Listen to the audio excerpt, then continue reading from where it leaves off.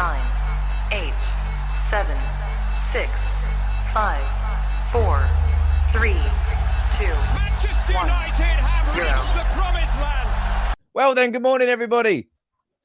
How are we all doing? I know how we're all doing. We're all doing pretty chipper. Antony is going to be officially announced today, having passed his medical. And maybe he's going to... No, he won't be in the squad, I don't think, to face Leicester. But let's run through all the latest news from Fabrizio Romano on Antony, on Martin Dubravka, from Jason Burt on new signings coming after Antony. I don't think there will be any. Frenkie de Jong's in London. He's only there for a wedding. But look, I can't wait for this Antony announcement today. No, it doesn't take away from the fact that I hate the owners of my football club and I want the Glazers to leave. But I can celebrate Manchester United having an improved squad and a better player inside that squad. And I will celebrate that today. Who's down here in the comments? Let's have a look down here. Gungshi. Oh, man.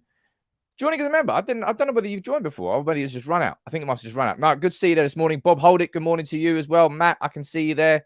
The OGs of the channel, I can see you there. T, we've got Josh, we've got everybody down here. Good morning to all of you and all of course. Or yesterday, don't be giving any 50 gifted memberships or you probably will get divorced, right? And I don't want to encourage that as much as I encourage everybody to join the community. It's great to have this community growing and growing and growing. It honestly puts a big smile on my face. Michael Parsons, you're there rejoining. How you doing, buddy?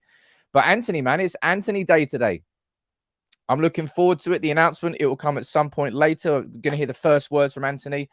And I'll tell you what, he's like a kid in a sweet shop. Did you see that video that came out yesterday of him walking into Carrington? I'll bring the video up on screen in a little bit. But first things first, something I do want to say. Let me quickly get the link. There's the link there, because the latest episode of the podcast was released this morning. Episode 5 of the second season. Southampton away, Warrior Martinez, and the signing of Antony. Ten Hag is building something here, building something indeed. Now, I really enjoyed doing that podcast. I'll be completely honest. I'll drop the link to the podcast there. It's amazing what happens when your team's not just absolutely horrendous and you can get a bit of humor into the podcast. I think it really came across in that episode. So please, if you haven't already listened to it, go and listen. It's available on Spotify, Apple, Google, anywhere that you listen to your podcasts. Bingo bango. Go and listen to it on there. And I think you'll enjoy it. As I said, it's nice to have some genuine optimism around the club. I mean, it was a tricky start to the season. That's me being polite. Brighton at home, Brentford away. Going from the positivity of the preseason to those first two games was such a jarring thing because it didn't really make any sense. You're like, how in the world did that happen? We followed that up with by beating Liverpool and winning 1-0, keeping a clean sheet away from home. Cracking. Leicester next. Leicester on Thursday. My starting 11 for Leicester will go out tonight at 6 p.m. It's a busy time. I'm going to have the video here this morning. I'll have the Antony announcement when that comes out this afternoon, and I won't ignore that game against Leicester. So that will be going out later on. But yeah, Fabrizio Romano coming here with the news late last night that Antony has successfully completed his Manchester United medical and he will be unveiled as a new player on Tuesday. Martin Dubravka, I will speak about next. And now, if you haven't seen this already, let me try and pull this up on screen. This is a video that got leaked. First and foremost, I have no idea how this video got leaked, whether it's a CCTV camera or whether it's a security man standing. It kind of, with the angle of the video, looks like a CCTV camera, which is even weirder. So it must mean that somebody in security at Carrington is leaking videos. Anyway, this is the video of Antony arriving at Carrington for the first time. There he is walking in there. I'm not sure if you can see it on his face here, but let me try and zoom in a bit more. He's in dreamland. He is absolutely in dreamland. There's all of his agents there. I'll play it one more time for you just in case you haven't seen it. He's just happy to be there, man. He is so happy to be there. And it makes a big difference. It really does. We've said it all along here on this channel, how much we want players to actually genuinely want to play for Manchester United. That dude there went on strike, didn't train, put in an official transfer request, and had a public interview with Fabrizio Romano to fight for a move to Manchester United because his club, Ajax, well, Klaas-Jan Huntelaar, Jerry Hamstra, and Alfred Schroeder, the technical directors and the manager, were all like, no, you're not leaving. Not at this point in the window. You're not leaving. So what's her name? Susan Lenderink, something like that. And Edwin van der Sar like, sorry, lads, the offer's too good. We're going to have to sell him. And he has been sold. And that's because I stand by the fact there. I don't think that this Antony deal, or maybe it would have, maybe it would have. But him angling, posturing, publicly pushing for this move to Manchester United really helped Man United in these negotiations. They made it clear. It's kind of the opposite of Frenkie de Jong, right? If we had had that sort of energy with Frenkie, we would have got Frenkie, right? Because he would have shown that he wanted to join the club. I think it's clear at this point, he really, really doesn't want to leave Barcelona. Really. I'll speak about the De Jong situation a little bit later on. But yeah, today we're going to get that official announcement. As I said, Fabrizio Romano confirming that he has passed his medical. Now, I would probably temper your excitement about expecting Antony in the squad for Leicester. Obviously, we play Leicester on Thursday night, 8 p.m., I think, away from home. I don't think that he'll be registered in time. I mean, he might be. This is happening quickly, isn't it? Antony, I mean, we got the here we go on Sunday night, and on Tuesday afternoon, we're going to get Antony officially unveiled. Very rapid, very quick. So I like that stuff. Although it wasn't exactly quick with the actual deal itself. But the work permit issues, I'll explain it here for anybody who doesn't know now. Post-Brexit in the UK, it's far more difficult to obtain a work permit. When you're previously inside the European Union, you were just free to work anywhere inside the European Union. So you didn't really need, I don't think you needed work permits inside the EU, but now you do.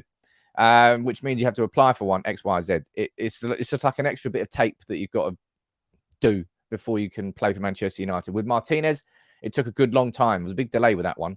With Casemiro, that seemed pretty damn straightforward. That seemed pretty quick.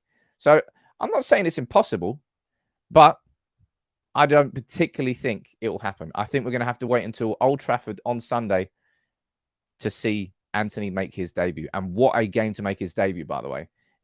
If Antony makes his debut against Arsenal at Old Trafford, hypothetically, if Arsenal beat Aston Villa and Manchester United can beat Leicester and both teams go into that in banging form, it'll be a cracking game and occasion at Old Trafford for him to make his debut. Stuart, you're welcome, my buddy. I sent out 5 gifted memberships just as a thank you to the community. As I say, I love this community. It's great. It keeps getting bigger and better, and it doesn't seem to be losing the community, the sense of community inside it, no matter what the scale is, which is really quite important. Joshua, you're watching from Maryland, Waldorf in Maryland, USA. Nice to have you there this morning, but nice to have you there this morning, buddy. Michael, you're saying, look, the excitement to see him playing is unreal. And Daisy, you're saying, look, would be great to see him at the game. I imagine we would see him at the game. He might not play, but I imagine he would be in the crowd.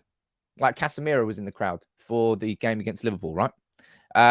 There's a couple of questions here saying, I hope Antony doesn't strike when Real Madrid come knocking. I mean, that's a fair concern. You can have that, but as far as we can see, like he's living his best life right now. He is living his dream. Honestly, like if you just see the smile on his face, I can't wait to hear his first interview, because I imagine you're probably going to get like, it's a dream to play for Manchester United. I'm at my dream club X, Y, Z. But I feel like he might go a little bit further, a little bit deeper. And the fact that he's being reunited with Erik ten Hag is a massive thing for him. I've said this to you before. Erik ten Hag was the manager who brought him to Ajax. I mean, how old is he now? He's 22. And I think he joined Ajax when? In 2019? So he was a teenager when he left Brazil and went to Amsterdam, went to Ajax. Brand new, not terrifying environment, but it's a scary situation. And Ten Hag was the man who put his arm around his shoulder and helped him in that environment. So that's we know that's a big reason. I don't think Antony would be coming to Manchester United if it wasn't for Ten Hag. Better than Martinelli, says Jobby, ? Look, obviously it's just the way things go. Like I've seen people say, Lingard, Ajax have robbed United. He's just a Brazilian Lingard and some weird shit like that. People just love making outrageous statements, even before he's kicked the ball. I don't know if he's better than Martinelli in a Manchester United shirt. Martinelli, by the way. I think Arsenal signed an absolute gem in Martinelli. Certainly. I don't care about Martinelli. I don't care about anybody else. We just have to start looking inwards, man. Start looking inwards at at this team here that we've got, and this team we've got now is so much better. As Julio says there, we've got some genuine depth there. We have got some genuine depth. I'm going to be doing my video taking a look at the proper strength in depth that we've got once this window's over. So it's 30th of August now. I think it closes on Thursday night at 11 p.m. Coincidentally, I think just after our game against Leicester. So I will do a video the next day, sort of taking a full look at our transfer window. We'll have a big transfer window review on the Friday. And then on the Saturday, I will probably do a squad assessment. I'll take a look at our squad last year and compare it to the squad this year. And we can see exactly where the strengths have come and also where the weaknesses still exist. And we know where the weaknesses still exist, right? Ideally, we would still get it done in this transfer window. According to Jason Burt from the Telegraph, that will not happen. And I will run through that next. Matt down there saying, Antony's a ball of peeps. Come on now, look. I'm just excited about it. He's one of those signings. I've explained this before. Now, he's obviously already a star, okay? You don't get signed for 100 million if you're not already a star. So I wouldn't go as far as to say he's just like a youth. He's not a youth prospect, but he's 22. As far as football years go, we're looking at four more years of development until we would consider Antony at his peak. So in that sense, Antony is still a prospect. Antony right now, compared to what he is in 4 years' time, we should see some massive development. And the development in Antony's game, you know, if you watch my scout report yesterday, you'll know where the development has to come. It has to come in the final output, because there's no doubt that I mean, look, he's in the top 1 percentile for shots per game. He has over 4 shots per game. That's insane. That's so many. But his output isn't good enough. Those 4 shots per game aren't turning into enough goals. So that's what he needs to improve on. He needs to improve on his output and his consistency. If he can do both of those, that's the development that we can see between a star and a world-class star. And Old Trafford now is the place where he's going to do that. They're the most exciting signings. Those players who come to you, look, and we've signed some absolutely top-level players over the last few years. Players who are sort of like at their peak, and we're thinking, oh man, it's going to be so good watching him play for United. And then it's just like, wow, that didn't work out, did it? That did not work out. The best signings I think we've ever made at this club are those players. Like Bruno Fernandes is a perfect example. A player who clearly was a star at Sporting Lisbon, but somebody who came to Manchester United and just elevated himself to a whole nother level. That's what you need to see, the development of a player. Now, Bruno's obviously flatlined a little bit, cracking goal against Southampton. I think Bruno, across the course of the season, I actually backed him to be our player of the season. I didn't. Should have backed Martinez. But I think at that time, Martinez hadn't been signed. I can let myself off. Red Smurf. Finally, we are getting players that are fighting to play for us. We're going to have a bit of scrap about us now, man. Absolutely, we're going to have a bit of scrap about us. Martinez, Malacia, Casemiro. Man, that guy looks solid.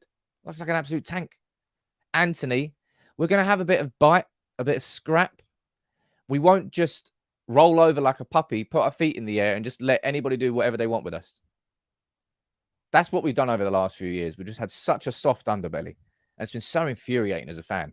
Because as a fan, you can forgive your football team if you lose. You know, you're not going to win every game. That's not how football works.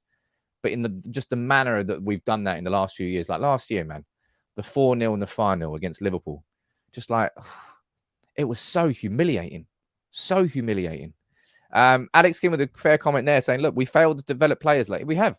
There's not many players at Manchester United. Bruno Fernandes, again, is one of the examples. There's not many players who have come to our club.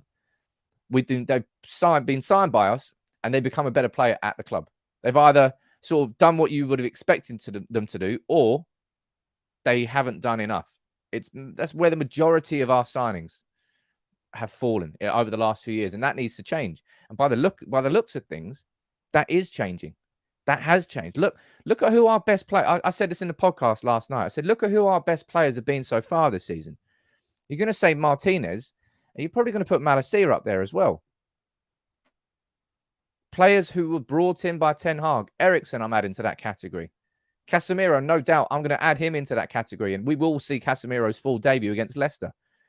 Man, there's no coincidence that our best players are the players that Ten Hag has brought in for his system.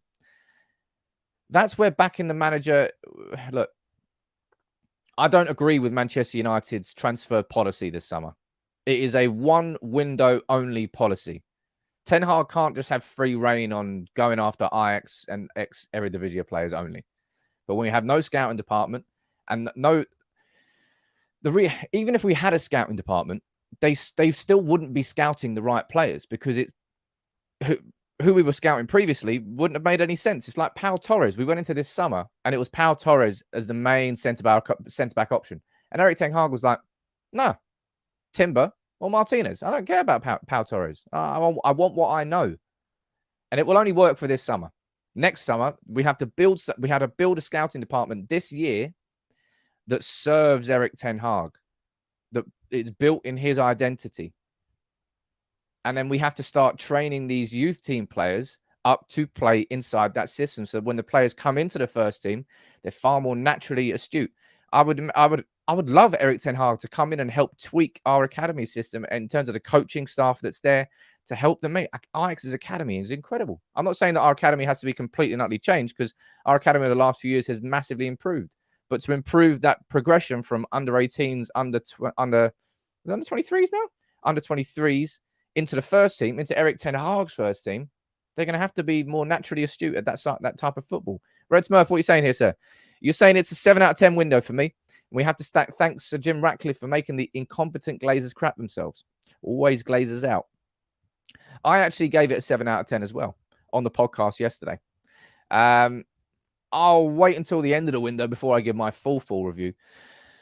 But yeah, I do think a 7 out of 10 is a fair assessment. I think the signings that we have made, just in isolation, not looking at how much we paid for them or X, Y, Z, the players we brought in, fantastic. 5 signings that changed the quality of this starting 11. But there's so much that could have been improved this summer. We know that, right? The timing of everything, how long it's taken to sign players, the protracted chase of the X, Y, Z. There's a lot of nuances, and I'll cover it all in my transfer window review that's going in on Friday. Let me see what you're saying down here in the comments. Alex, you're saying, look, we need more, sadly. Daz saying, look, are we using Jim's money? No, we're not using Jim's money. It's just the Glazers have realised. It's what I said to you. I said the Glazers are at a crossroads where they know now that their strategy of using the legacy value of Manchester United, not putting that much money in and just siphoning off our previous success, they've bled that well dry. That well is completely dry. It's been too long now. I mean, I haven't won the league since 2013. I haven't won the Champions League since 2008. 14 years. 14. And 9 years since we won the title. That legacy value of United, the brand, that's gone. The well is dry. The only way that Manchester United now is an asset, if you're looking at that from the Glazers' point of view, maintains value is with investment. It's just impossible without investment, which is why they've done this summer. And I still think that they're gearing towards a sale. We've got Jim Ratcliffe. Come on, Jim. Make it happen, baby. Make it happen. I will speak about the 1958 protest that's coming up against Arsenal. I'll speak about Gary Neville. There's a little bit on the Glazers that's coming later in the show. But let's dive into the article from Jason Burt where he speaks about, well, the lack of signings that will happen post-Antony. So make sure you drop a like on the video. There's lots of you watching. I'd love the engagement. I'll try and answer as many questions as I possibly can throughout the entire stream, but don't ever think I'm ignoring you. It's just honestly, if you see how many comments are flying in, you'd understand why I can't read them all out. But yeah, Jason Burt here from the Telegraph saying that Manchester United's transfer spree is over after spending the entire budget on Antony. Let's see what he says down here in the article. Manchester United are unlikely to make any more signings this transfer window once they complete the €100 million signing of Antony. United had also intended to sign a right-back if they sold Aaron Wan-Bissaka and another midfielder before Thursday's deadline, but appeared to have now committed their remaining transfer funds to sign Antony. Rory there with a random comment saying, a bit off topic, but poor Scott Parker just got sacked. I mean, he had like what? Was it City? Arsenal? I don't know who they've had. They had a ridiculous start to the season. Football is as football does. I hope Bournemouth become the new Norwich now and just go up and down and up and down. I don't care about them anymore. But yeah, we've got Jason Burt there saying no more signings will happen after Antony. I've got to be honest, I'm not entirely surprised at all. I spoke about this yesterday. I said, look, in an ideal situation, Manchester United would go out and sign a right back. Clearly, Ten Hag wanted a backup goalkeeper. I'll speak about Martin Dubravka in a minute. Sorry. And if Ronaldo left, then we would sign a replacement for Ronaldo. Ronaldo's just going to stay at the club, and I don't like it. All right, I've said my piece on Ronaldo. I know I went too far when I was trying to. Well, I explained why I went too far. I just took that video down. I think I do listen to people. I don't just like ignore them. But this Ronaldo situation, I don't like it whatsoever. He's clearly not happy. He clearly doesn't want to be here. But the only reason he's going to stay at this club is because nobody wants him. And Ronaldo's just going to have to suck it up. I don't think Ronaldo will just suck it up. He's going to be angry, disappointed, frustrated, anything you want to call it. But he's staying at the club.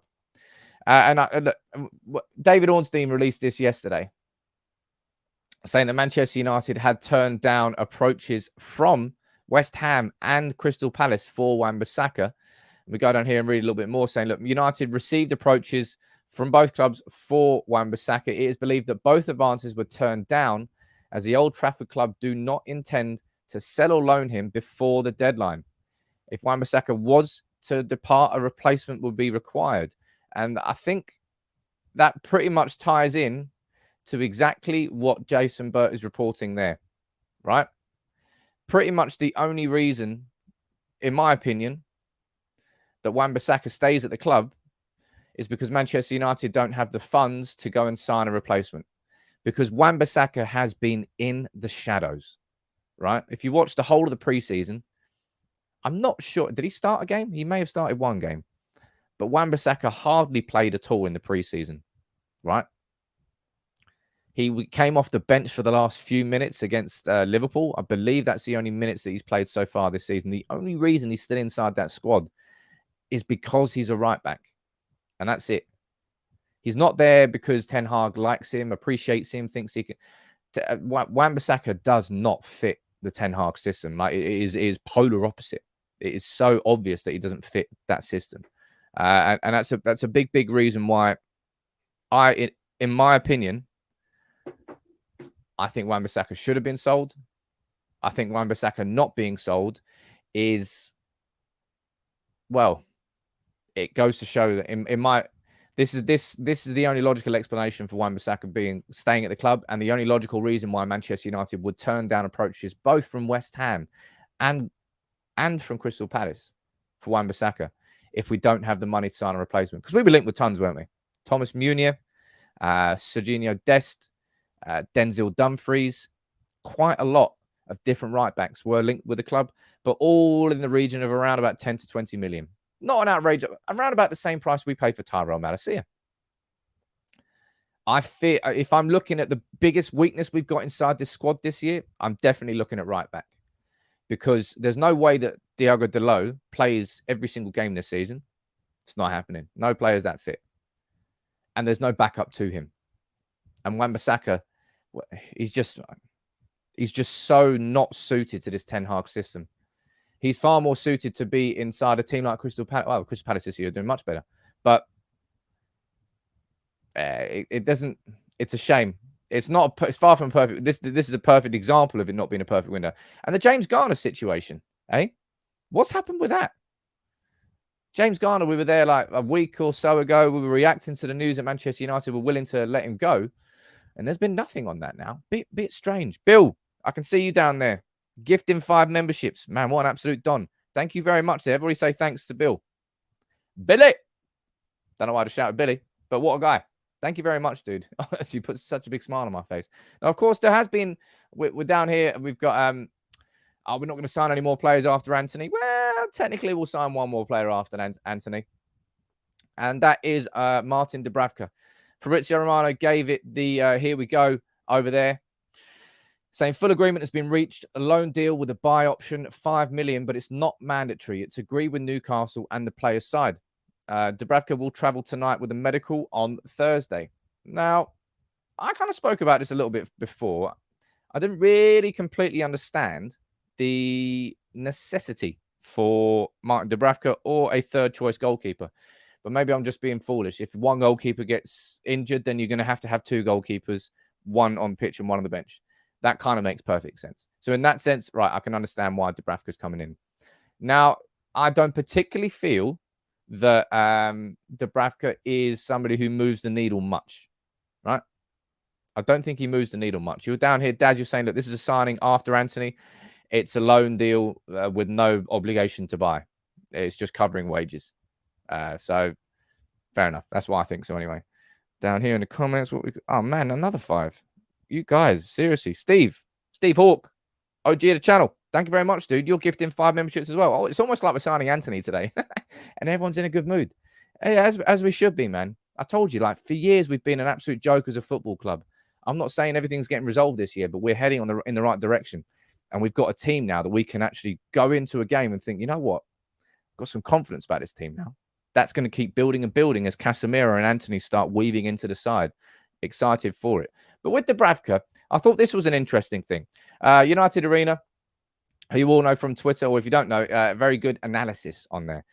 And I found these images quite interesting. So these 4 images depict a goalkeeper taking up a very high position during his team's early possession phases, as well as sweeping very high defensively. That keeper is none other than Martin Dubravka when he played in Denmark and the Czech Republic between 2014 to 2018.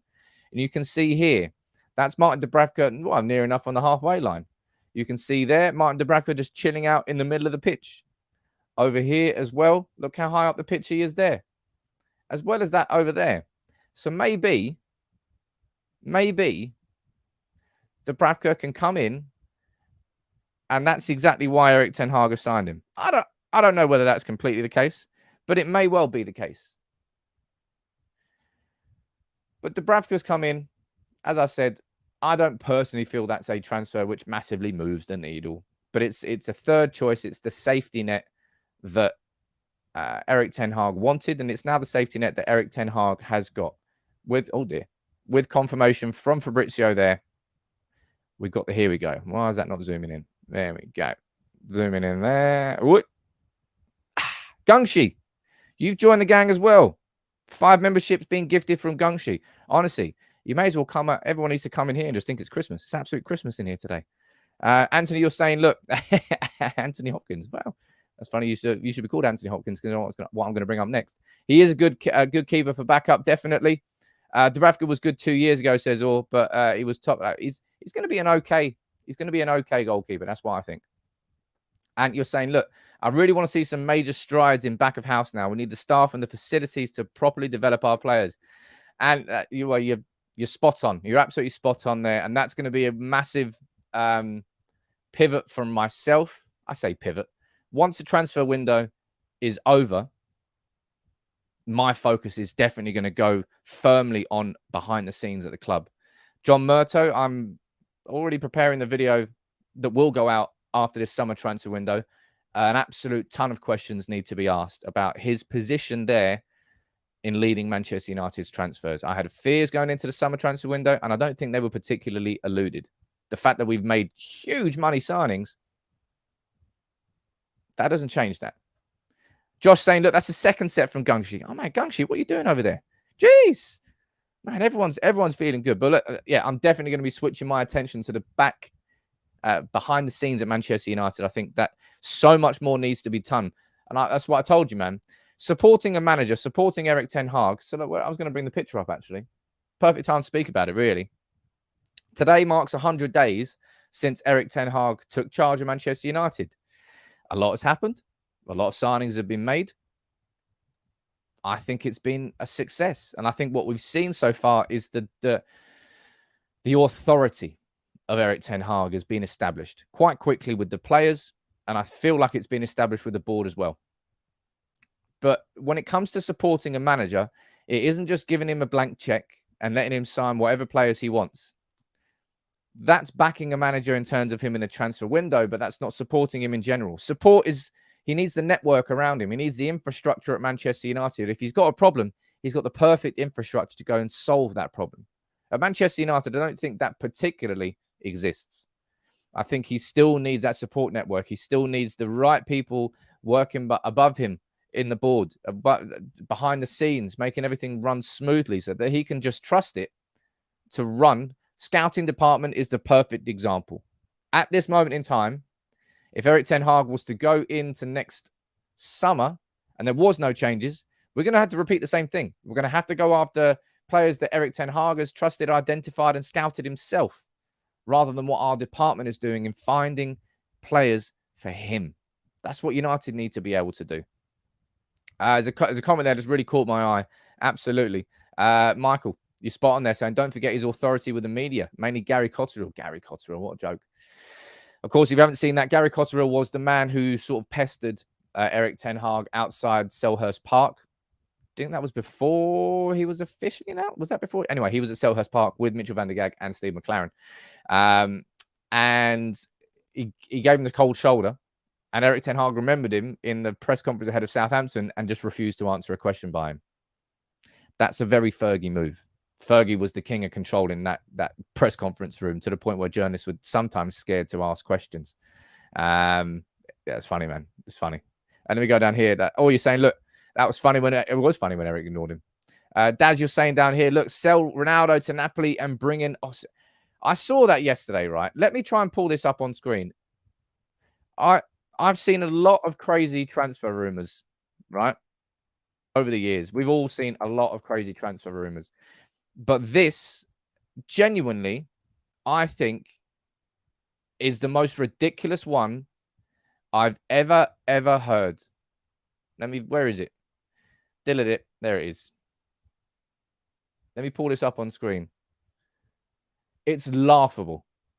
The idea of this is genuinely laughable. That's what I would describe it as. The Ronaldo Osimhen deal with, obviously, Osimhen is the Nigerian striker, I believe, at Napoli. Top-level player, absolutely. But look at the numbers down here.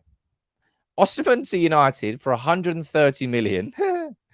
And then Ronaldo to Napoli with Manchester United paying 85. 85. Honestly, I can't say this without laughing. 85% of his wages. I mean, good luck, lads. Good luck. I mean, I know we want to get rid of Ronaldo, but we come on, imagine that. So we're going to give you 130 million euros for your striker, and at the same time, we're going to give you Ronaldo for free, and we're going to pay 85% of his 500 grand a week wages. It's like that. Well, where do I sign? Honestly, where do I sign? That is the deal of the century. Where do I sign? Outrageous to even suggest. Absolutely outrageous to even suggest that might happen. I mean, there's no doubting that he's a fantastic player. No doubt. But 130 million, yeah, good luck. Good luck with that one, lads. Honestly, it's a real sad indictment of Ronaldo's current position that Jorge Mendes has effectively gone begging around Europe. Begging. Trying to find a club in the Champions League for Ronaldo. And every single one of them has closed the door. There is no room at this inn. And that's been the answer everywhere. I do feel a tinge of sympathy for him, but at the same time, not really. Gary is saying that just feel like sending a super chat because we were signing Antony. Well, hey, let's celebrate. Honestly, I don't understand the negativity towards Antony by some people before seeing him play. I wouldn't say there's negativity among United fans, Gary, but I would say there's obviously going to be negativity around the price tag that has been paid. That kind of comes as part and parcel of it because of the expectations that then get put on the player. But I cannot wait to see him play. I cannot wait to see that he's a flair player, but not. That's what he's coming to Manchester United as. A flair player with excitement, with match-winning capabilities. And what we need to see as Manchester United fans and as a club is that flair turned into final product. That flair turned into goals, turned into match-winning assists, turning into match-winning performances. Now, he's capable and has done that at Ajax, but it has been inconsistent. Does it one game? Isn't able to do it enough. But that's the sort of player that he is. Those sorts of players, it's very, very difficult to be able to do that every single game. And it's why the likes of Ronaldo and Messi are so far ahead, because they are able and have been able to do that across an entire career.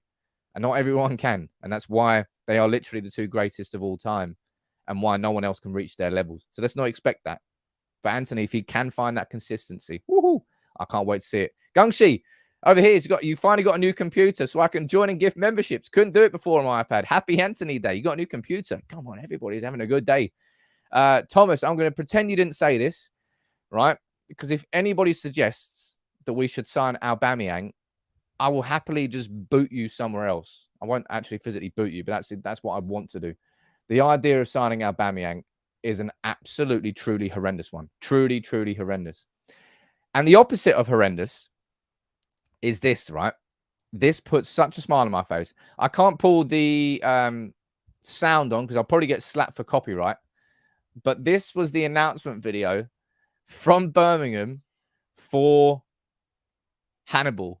Now, if you're maybe too young or you haven't seen this, Silence of the Lambs still is one of the greatest horror films of all time. Hannibal Lecter, the villain of the piece. And here you've got Clarice, who's the detective who needs to interview him because they're trying to solve some murders and he's the person that can help them do it. So he's in prison. That was a nice little synopsis I gave there. So Clarice is going down there to go and meet Hannibal Lecter in prison, but it's not Hannibal Lecter. It's Hannibal Medjbury. Good evening, he says. Absolutely cracked me up, that did. That was 10 out of 10. 10 out of 10 for an announcement video. Fair play to Birmingham for doing that. Absolutely, I wish the best to Hannibal. He does have a fiery temper. In the Championship, I imagine that's going to be tested. Tested is the best way to describe it. I imagine he's going to get a few yellow and red cards there. Birmingham City, let's hope he enjoys it there. Where apparently Fabrizio Romano has also confirmed that Tahith Chong might be going there on a loan or a permanent deal. Remember, Tahith Chong was on loan there last season, but he got injured and came back to the club. I personally think we should probably be selling Chong on a permanent deal. I can't see a future for Chong at Manchester United. But good luck to Hannibal there. Hopefully he does sign that new contract. He's in conversations there about that new contract. Raj, you're saying there, look, what's happened to Ghana? It's a bit weird. It's all gone a bit quiet on the Ghana front. I'll be honest. I'm fine with that. I'm fine with it not happening. Absolutely. I'm more than fine with it. It's my preference for it not to happen.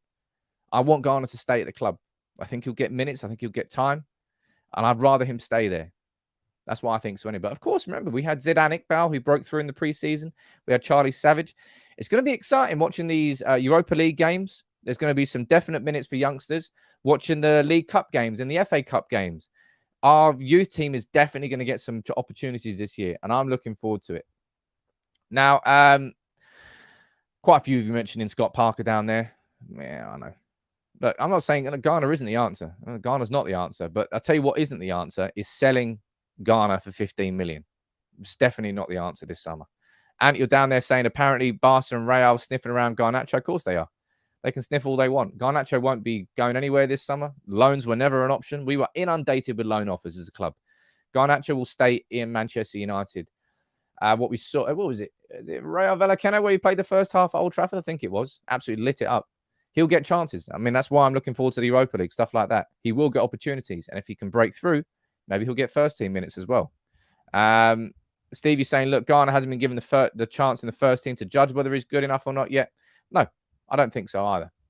But I think he'll get time. He won't be a first team player for Manchester United just yet. But it didn't sit right with me, the idea of selling a youth team prospect who went off on loan, nailed it at Nottingham Forest, got promotion, came back. We're short in midfield. And then we go, what? We're selling 15 million. Hell no. If you're seeing Gavin Bazunu go from Southampton to Man City, the goalkeeper who now is Southampton's #1, without playing a first team game for City, and he goes for 15 million, how in the world does James Garner go for the same price? He's in a whole season in the Championship, one promotion, and he goes 15. Nah, hell no, man. 30 million. It's the price that doesn't sit right with me on that one. And also the fact that we're sending him. Now, a quick short one here. I'm sure you've all seen this video from yesterday. This was Frenkie de Jong and soon-to-be Mrs. Frenkie de Jong arriving at the airport. And he was asked about where he's going, what he's doing. And he's not going to be joining Manchester United, but he's going to London. He's going to London, and he got tongues a-wagging. He got my tongue a-wagging yesterday. Tongue a-wagging? Tongue a-wagging? That's a really horrible thing. But Frenkie de Jong is not joining Manchester United. He is flying to England for Donny van der Beek's wedding. So is Memphis Depay. But at the same time, I definitely want... I was definitely laughing when I was doing this tweet. I think it's a good tweet. I absolutely like that tweet.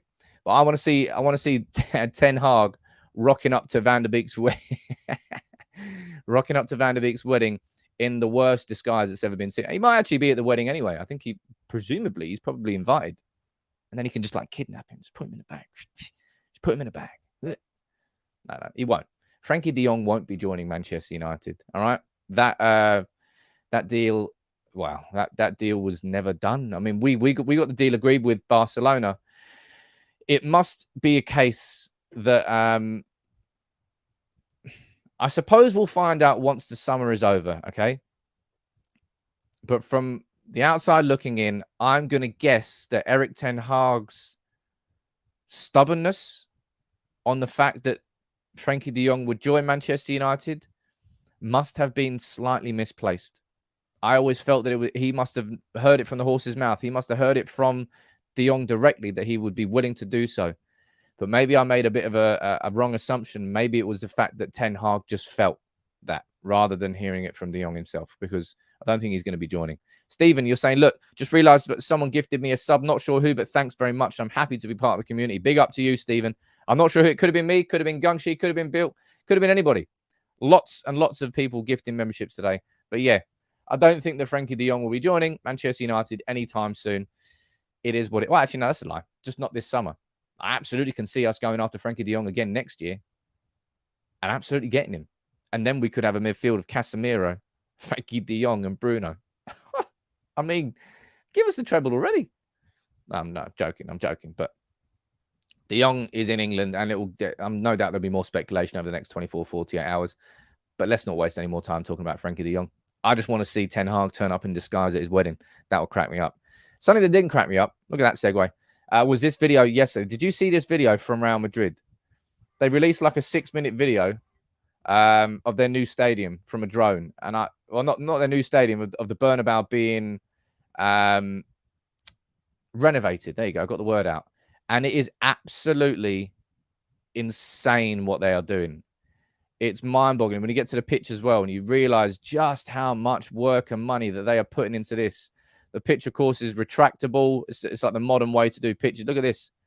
Underneath, that's absolutely crazy. Look at this bit here. Zoom down, go underneath the stadium to see what's underneath the pitch. And it's like a whole world down there. It's like a shopping center underneath the pitch. All the different levels for the stadium to go down. And Gary Neville saying exactly what I said yesterday. This is just a perfect example of where the investment lies inside your football club. And this is why, man, like, I can see the arguments I'm going to have again. Oh, why do you want to glaze out? You just spent 200 million on signings. And I'll just bang my head against a brick wall. Bang my head against a brick wall. It's absolutely infuriating trying to have these conversations about the Glazers with anybody who's not a United fan. Because they just look at it on surface level and go, oh, you just made signings. It's like, come on. But that stadium there, Santiago, the Bernabeu getting redeveloped. I mean, that must be costing 800, 900 million euros, something like that. And for a club that, well, supposedly won the Super League because they didn't have the money. Woohoo. But that's what United need at Old Trafford. I don't know how much it's going to cost. The idea of renovating, imagine trying to do that at Old Trafford. You have to dig. I mean, that's impossible. It's not impossible, but you're going to have to get a new ground for a couple of years for sure. I don't know what is the right solution at Old Trafford for the redevelopment of it, but it requires hundreds and hundreds of millions of pounds. And you'll remember, maybe you don't remember actually, maybe you don't know. The Glazers, when it comes to the new stadium in Tampa Bay for the Tampa Bay Buccaneers, they actually threatened to take the franchise out of Tampa Bay and move it elsewhere, which is what you can do in America, right? The franchises like the Oakland Raiders moved to Las Vegas. Now, I'm sure that there are tons of other examples. But the Glazers threatened to do that in order to force the council into paying for a substantial part of that stadium. So they got a new stadium there at Tampa Bay, and then the Glazers hardly had to pay for it. They're going to have to do... Well, they're probably going to be trying to do everything possible to do the same thing at Manchester United. Bring in a huge sponsor, call it the Pepsi Old Trafford. Anything to not pay for that stadium out of their own pockets is exactly what they will do. But Gary Neville's right there, man. Just stop delaying it. It's at this point, like Jim Ratcliffe, I hope something continues to develop and something that won't ever stop and won't stop now. What the 1958 have been doing so far is so fantastic for the movement against the Glazers. They've mobilized United fans in one group, in one voice, and in one direction, and it's consistent. Week in, well, game in, game out. Every home game, there'll be a protest. This one here, anybody who's going to be able to go to the game on Sunday, there it is. There, it's 3 p.m. At the Trinity statue. Right, it won't be a march starting from the toll gate. It's going to be a protest outside Old Trafford at 3 p.m. So if you can go there, I'd encourage you to go there, and it will be fantastic if you can go there and be part of it. Do what you can. I was there for the Liverpool game. If you can go, if you're online, do whatever you can online. There's no I'm better than you anymore. There shouldn't be among United fans. Anybody who can go to the game, you can do what you can on the game. But online, it's shown that if online is done correctly, that it can have an impact as well. It all feeds into the same thing that we all want, that Gary Neville is now finally vocal about getting the Glazers out of our club. And you'll know you don't have to. Quite a lot of people have been messaging me, DMing me, tweeting me about joining up with other channels and starting a United voice, XYZ. You don't need to tell me this. Like, I've always been extremely vocal. Like, there's absolutely no chance I'm getting any sort of job or sponsorship or anything from United. Christ almighty, I must be on the blacklist. Like, when you see like crime series when they got like the ultimate suspects on the board, I must be up there as number one. They must hate me. The amount of anti-Woodward, anti-Glazer videos I've done over the years, geez, you can make an entire library of them. I'm going to continue doing what I'm doing in the way that I want to do it, because I trust my own integrity and I trust my own voice to present it in the right possible way. And I will just continue to do that. Everybody else, do what you can do, but don't try and separate people and say, everyone has to put things aside and work together. You can work together, but you don't have to do it under one roof. That's what I would describe in that sense. But look, I'm going to be here later today. I don't know whether it will be a live video, whether it will be a recorded video. I haven't quite decided yet. But Antony's going to be unveiled as a new Manchester United player today. It's a fantastic signing. It's a huge signing. It's the third most expensive signing behind just ever at Manchester United. And the price tag won't matter to fans. But hearing this lad interviewed, seeing how happy he is at Manchester United, I'm looking forward to seeing it. And I'm sure you are looking forward to seeing it as well. You're back, man. I appreciate that. Like I said, everyone's do what you're doing. I'll tell you what. If that day ever does come, and it will come at some point, but when that day does come, the parade in Manchester, I'm definitely getting a bus, and we're getting Barry on that bus, man. We are getting Barry on that bus. Where is he? Where is he? Where is he? Where is he? There he is. We're gonna do it anyway. We're gonna do it anyway. We're gonna do it anyway. We're gonna do it anyway. There he is. Let's finish on a Barry. Look, have a cracking day, everybody. I'll be here later on with the Antony announcement video when it comes out. And also, I'll be here at 6 p.m. with my predicted 11 for the Leicester game. It's been an absolutely wild summer. We're coming to the end of it. And I maintained the whole way through that I think we'll be happy by the end of the window. I feel like that's coming to fruition. Biswa, you can't let me know where you're watching from now. But make sure you join in tomorrow. And I'll see you soon. Take care, everyone.